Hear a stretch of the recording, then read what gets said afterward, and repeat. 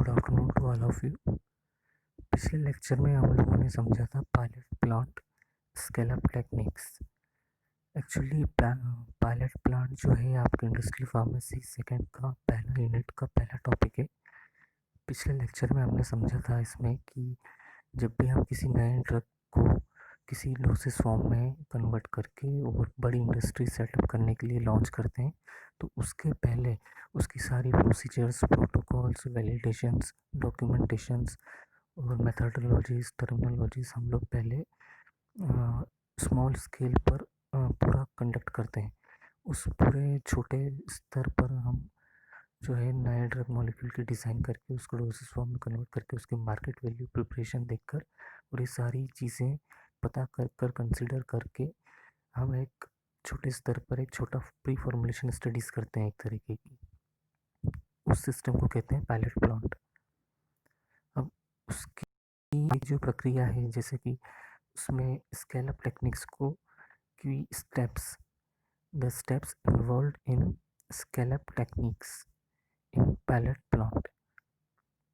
जो पहली स्टेप है वो define product economics based on projected market size and competitive swelling and provide guidance for allowable manufacturing cost। Means हम जो भी समझें कि जैसे रेबिप्राजोल और ओमेप्राजोल के ग्रेन्यूल्स आते हैं मार्केट में, सपोज करें, तो हम उसको टैबलेट फॉर्म में कन्वर्ट कैसे करके और नए तरीके के डोसेज फॉर्म में कन्वर्ट किस तरह से कर सकते हैं, तो उसकी सारी stability studies, pre formulation studies, procedures, formulas हम रिव्यू करेंगे, रेफरेंस से देखेंगे, प्लस उसका मार्केट में अभी कितना कंज्यूम है उस ड्रग मॉलिक्यूल का, और उसकी कॉम्पिटिटिव स्वेलिंग यानी उसकी डिमांड और सप्लाई, ये भी मार्केट में करंट पोजीशन में क्या चल रही है, इन सब के बारे में भी एक आइडिया लगाकर हम अपनी कॉस्ट को एक प्रिफरेबल अमाउंट में कन्वर्ट करके अपने डोसेज फॉर्म को मार्केट में लॉन्च कर सकते हैं। तो ये इसकी पहली स्टेप है। उसके बाद conduct laboratory studies and scale up planning at the same time. अब आपकी लैब की स्टडीज़ भी इसमें पायलट प्लांट में साथ ही साथ आप ये प्लानिंग कर सकते हैं कि आप जो बड़े लार्ज स्केल पर इंडस्ट्री डेवलप करना चाहते हैं, तो उसमें भी मार्केट में उस सिनेरियो में क्या चल रहा है उसके बारे में भी आप एक idea same to same time में लगा सकते हैं। इसके अलावा डिफाइन की rate controlling systems in the proposed process, conduct preliminary larger than laboratory studies with equipment to be used in rate controlling step to add in plant designs। किस तरह के इक्विपमेंट्स हमें चाहिए, समझ लीजिए 1000 लीटर कैपेसिटी का हमें डीएनएस के लिए फॉर्मुलेशन करना है, उस प्रकार का इक्विपमेंट चाहिए। अब पता पड़ा कि हम 500 लीटर का इक्विपमेंट यूज़ कर रहे हैं या हम उसे ख़रीद के लेके आए, तो ये हमारा एक डिफ़ॉल्ट होगा। तो इसलिए इक्विपमेंट्स के जिस तरीके का हमारा प्रोडक्ट लॉन्चिंग है बैच वाइज, उस हिसाब से हमें इक्विपमेंट के बारे में सोचना चाहिए। इसके बाद design and construct a pilot plant including provisions for process and environmental controls, cleaning and sanitizing systems, packaging and waste handling systems, and meeting regulatory agency requirements। हम जो भी जिस भी एरिया में हम बड़ी कंपनी को सेटअप करना चाहते हैं, तो हमें उसका एक डिज़ाइन, एक लेआउट, एक ब्लूप्रिंट भी हमें तैयार करना होता है, और उसमें हमें इन बातों का ध्यान रखना पड़ता है, जैसे कि sanitizing system, environmental controls, cleaning process, packing के लिए एक अलग एरिया होना चाहिए, वेस्ट हैंडलिंग सिस्टम एक अलग तरीके से मेंटेन होना चाहिए, और जो रेगुलेटरी एजेंसीज की जो रिक्वायरमेंट्स है, जो रॉ मटेरियल्स आता है, जो आयात और निर्यात जिस एरिया से हो रहा है, उसका भी मेंटेनेंस हमें अच्छे से देखना चाहिए। उसके बाद जो है next step, evaluate pilot plant results, product and process including process economics to make any corrections and a decision on whether or not to proceed with the full scale plant development. अगर R&D department में आप industry में अगर जाएंगे तो वहाँ दो department होते हैं, एक प्रोडक्शन यूनिट और एक रिसर्च एंड डेवलपमेंट। तो रिसर्च एंड डेवलपमेंट ने अगर पायलट प्लांट वालों से कहा कि आपको एक टैबलेट फॉर्म में एक ड्रग आती है, उसको च्यूएबल फॉर्म में आपको कन्वर्ट करना है, तो उसकी क्या इकोनॉमिक प्राइस होगी।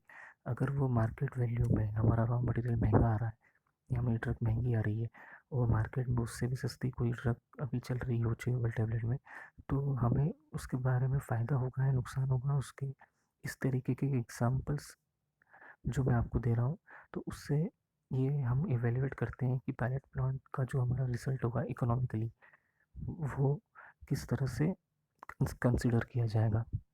ठीक है, तो या तो हम उसको बड़े पैमाने पर लॉन्च करें या तो फिर इस प्रोजेक्ट को यहीं रोक दें। उसके बाद general consideration, reporting responsibilities. In order to facilitate smooth transfer of products from a laboratory scale to a commercial scale, there is need for better adequate records and reporting arrangements. How effective a pilot plant is may be determined by the ease with which new products or processes are brought into routine production. देखिए समझें इसको। Reporting responsibilities यानी समझ लो आपने company develop की, उसके अंदर 100 लोगों का स्टाफ है, तो उन 100 लोगों को जो आपने काम दिए हैं वो तो प्रॉपरली कर रहे हैं, लेकिन उनको मॉनिटर कौन करेगा, वो किसको रिपोर्ट करेंगे आगे कि यहाँ इस चीज़ में ये थोड़ी दिक्कत आ रही है, इस चीज़ को थोड़ा सा और आगे बढ़ाना चाहिए, ये एक दूसरे को कम्युनिकेट कैसे करेंगे। तो इन 100 लोगों के ऊपर 10 लोग और रखे जाते हैं कंपनी पे, जिन 10 लोगों को ये अलग अलग विभाग वाले जो है रिपोर्ट करते हैं, और इन 10 लोगों के ऊपर भी एक हेड होता है जिसको ये 10 लोग रिपोर्ट करते हैं। इस तरह से एक स्मूथ कंडक्शन चलता है, स्मूथ ट्रांसफर ऑफ प्रोडक्ट्स होता है from laboratory scale to commercial scale. तो ये रिस्पॉन्सिबिलिटी भी हमें जनरल कंसिडरेशन में देखनी पड़ती है। उसके बाद next general consideration is to achieve this means there should be a good relationship and effective communication between the pilot plant group and the other groups, that is research and development, R&D, processing, packaging, engineering, quality assurance and quality control, regulating and marketing, with which they interact during the process। Means समझिए कि आप R&D department में काम करते हैं और आपकी बातचीत जो है क्वालिटी कंट्रोल या क्वालिटी एश्योरेंस वाले लोगों से अच्छी नहीं चल रही है आपकी रिलेशनशिप कंपनी में, और जो दूसरे जो फील्ड के हैं जैसे इसमें इंजीनियरिंग वाले भी लगते हैं, पैकेजिंग वाले भी लगते हैं, प्रोसेसिंग वाले भी लगते हैं, मार्केटिंग वालों से भी जो है मिलना जुलना होता है। तो इन लोगों से हमारे रिलेशनशिप और हमारी बात करने का तरीका, हमारे बॉडी लैंग्वेज, हमारी कम्युनिकेशन स्ट्रॉन्ग है या नहीं, उसके बेसिस पर भी हम जो है हमारी आगे इंडस्ट्री को कैसे ग्रोथ में ला सकते हैं और एक बेटर कम्युनिकेशन इस्टेब्लिश करके गुड रिलेशनशिप के साथ इकोनॉमिकली हमारी कंपनी को प्रॉफिट करवा सकते हैं। ये सब चीज़ें भी हमें देखनी और समझनी पड़ती है।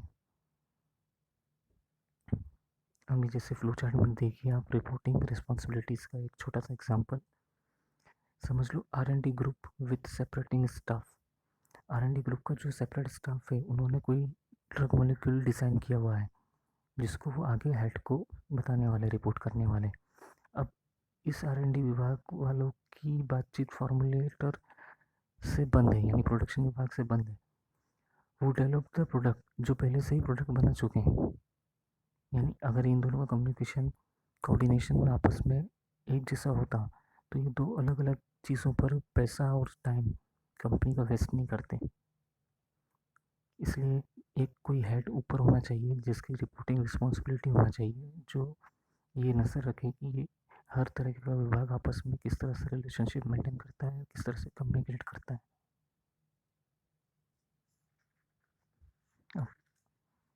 आगे दूसरा जनरल कंसिडरेशन है personal requirements. Personal requirements means हम जिस भी कंपनी में जॉब कर रहे हैं, समझ लीजिए आप किसी प्रोडक्शन यूनिट में हैं, किसी क्वालिटी अश्योरेंस या क्वालिटी कंट्रोल सेल में हैं, या फिर R&D डेवलपमेंट विभाग में हैं, अगर वहाँ पर आपको अपनी क्वालिफ़िकेशन मेंटेन करनी है तो उसके लिए जो रिक्वायरमेंट्स है वो इस प्रकार हैं। सबसे पहले तो you should have good theoretic knowledge of pharmaceutics, then practical experience in the pharmaceutical industry. आपको थ्योरेटिकली फार्मास्यूटिक्स का अच्छा नॉलेज होना चाहिए, साथ ही साथ अगर आपके पास फार्मास्यूटिकल इंडस्ट्री में काम करने का प्रैक्टिकल एक्सपीरियंस है तो वो भी ऐड किया जाता है। Ability to communicate well both in speaking and in writing, and ability to develop good relationship with other people means हमें लिखने, पढ़ने, बोलने का एक अच्छा स्पीकिंग कम्युनिकेशन पावर होना चाहिए। समझ लीजिए कि मुझे एक तरह की चीज़ आती है, मेरा कम्युनिकेशन पावर अच्छा है, लेकिन मैं अगर मुझे किसी को मेल करना हो तो मैं किसी तीसरे के लिए बैठा हूँ, तो ऐसा नहीं होना चाहिए। बंदे को सब कुछ आना चाहिए। एक गुड कम्युनिकेशन स्किल अगर है उसकी, तो उसके साथ साथ उसका जो टैलेंट है दूसरा भी, वो भी उसके स्किल्स में ऐड होती है। इसके अलावा the number of people in plant pilot plant group demands depends upon the number of products being supported and on the level of support required। समझिए इस बात को, ये डिपेंड करता है कि कितने नंबर ऑफ पीपल वर्क करेंगे किसी पायलट प्लांट में, कि उसको सपोर्ट करने वाले हैं दूसरे विभाग कितने हैं, दूसरे विभागों का सपोर्ट कितना मिल रहा है उस प्रोजेक्ट पे पायलट प्लांट वालों को।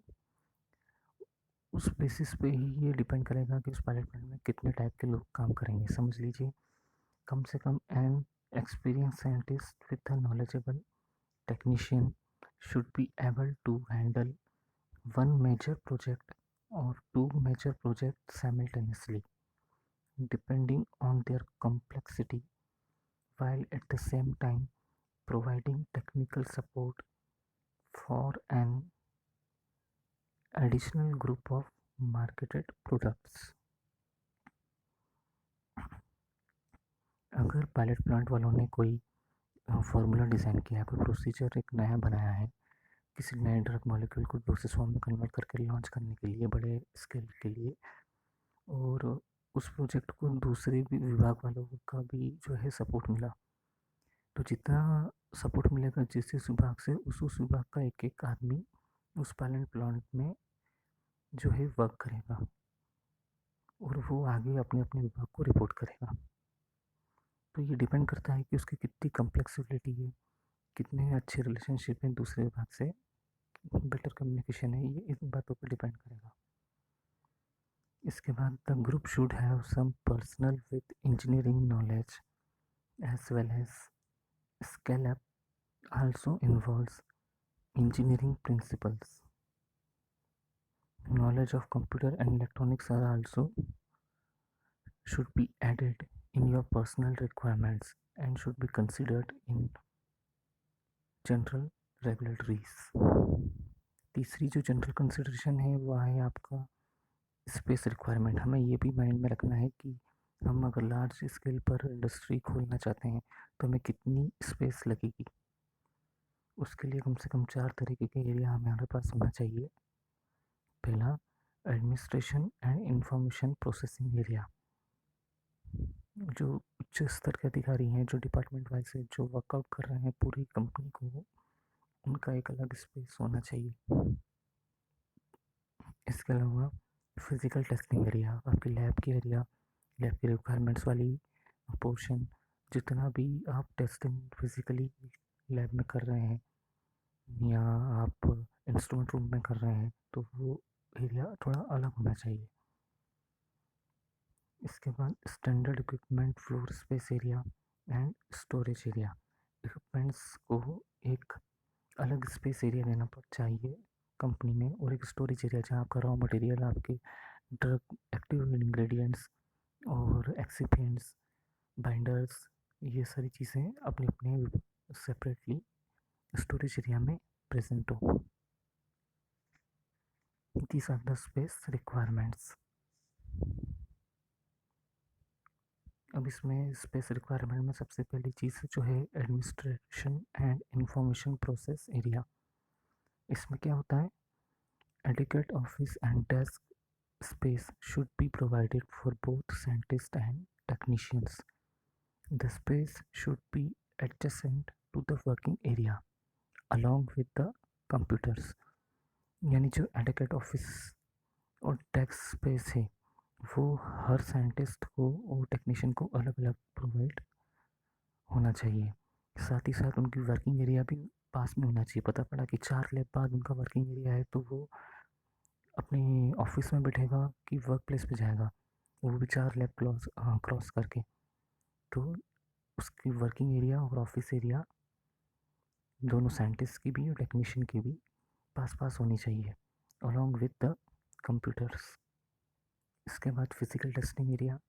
This area should provide permanent benchtop space for routinely used physical testing equipments, example balance, pH meter and viscometer. एक अलग फिजिकल टेस्टिंग एरिया होना चाहिए जहां आप जो है किसी भी ड्रग मॉलिक्यूल की टेस्टिंग कर सको, जैसे pH मीटर हुआ, बैलेंस हुआ, विस्कोमीटर हुआ। ये सारे इक्विपमेंट्स जो हैं एक अलग सेफ्टी कंडीशन में होना चाहिए। अच्छी एक अलग इनकी प्रोसेसिंग होनी चाहिए। इसके बाद आगे की जो क्लासेस हैं, administration and information process area के बाद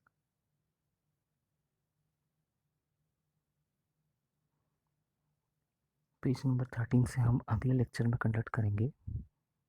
तब तक आप इस सब्जेक्ट को इंटरेस्टिंगली पढ़िए। इंडस्ट्रियल फार्मेसी जो है, आप जब अगर कंपनी में जॉब करने जाएंगे तो ये बेसिक्स आपको अच्छे से नॉलेज में होने चाहिए। Have all the luck. Thank you very much.